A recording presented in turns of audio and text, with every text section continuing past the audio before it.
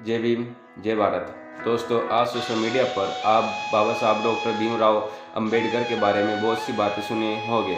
कुछ लोग उनसे नफरत करते हैं तो कुछ लोग अफवाह फैलाते हैं कि उन्होंने सिर्फ एक वर्ग के लिए काम किया। लेकिन आज मैं आपको इतिहास का वो पन्ना दिखाने जा रहा हूँ जिसे सुनकर बाबा साहब से नफरत करने वाले के पास कोई जवाब नहीं होगा।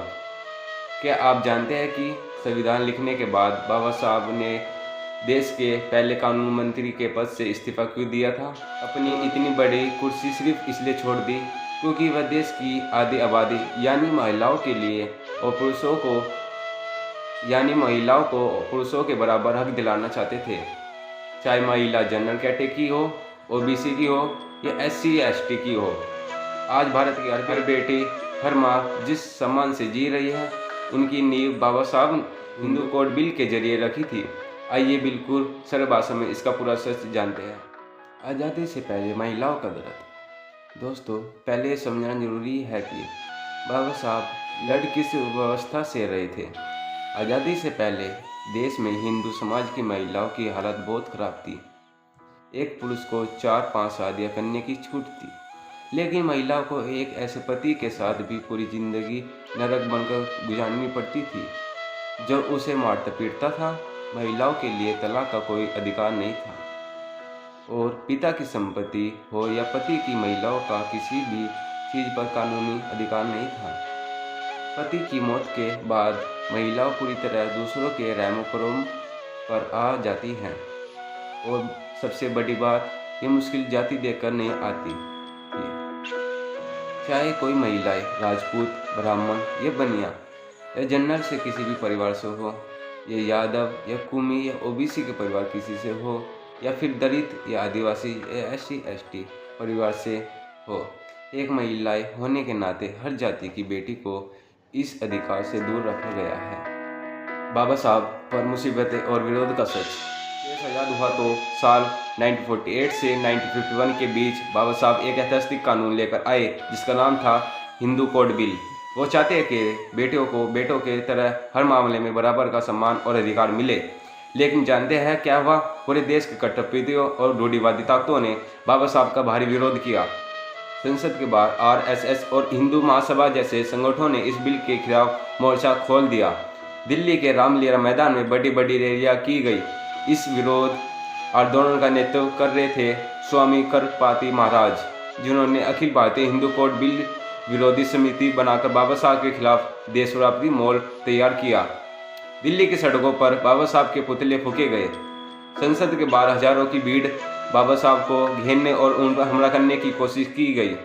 लोग नारे लगाने लगे कि अंबेडकर हमारे धर्म को नष्ट कर रहा है।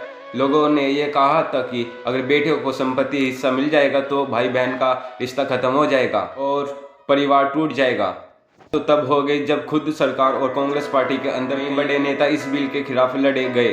भारत के पहले राष्ट्रपति डॉक्टर राजेंद्र प्रसाद और कट्टरवाद नेता मदन मोहन भादविलिये जैसे दिग्गजों ने भी इस बिल पर अपनी गहरी संपत्ति जताई।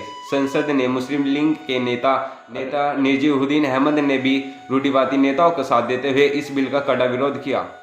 बाबा साहब संसद में घंटों अकेले चिल्लाते रहे, समझाते रहे कि ये बिल मेरी देश की माँ बहनों को इंसान का दर्जा देगा, लेकिन रूढ़िवादी ने संसद को इस बिल को पास नहीं होने दिया।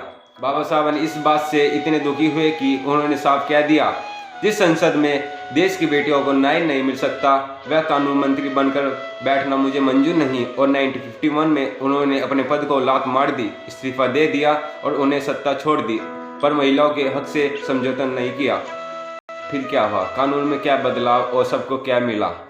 बाबा साहब के इस्तीफा के बाद देश की महिलाओं में गुस्सा फैल गया।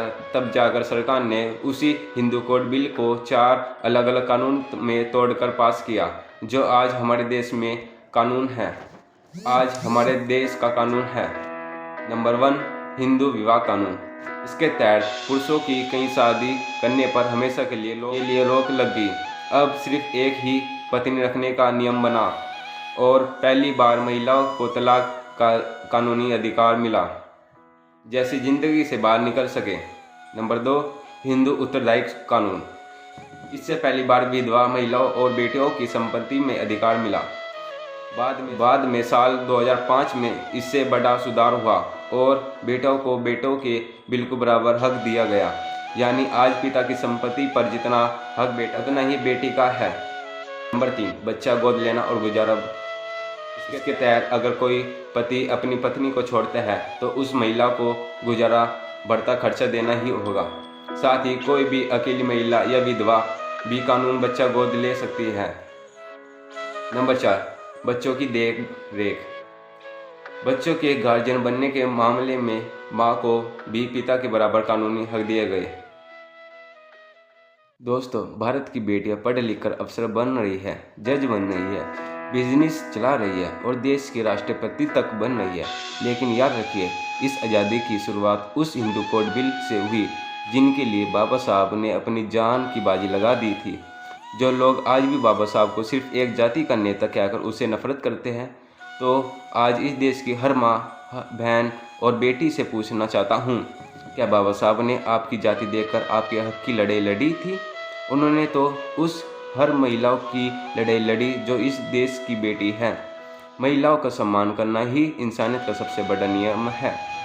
अगर आपको इतिहास का ये सच सही और ज़रूरी लगा तो इस वीडियो को अपनी माँ, बहन और पत्नी और बेटी के साथ ज़रूर शेयर करें और उन लोगों तक भी पहुँचाएं जो नफरत फैलाती है, ताकि उन्हें सच पता चले।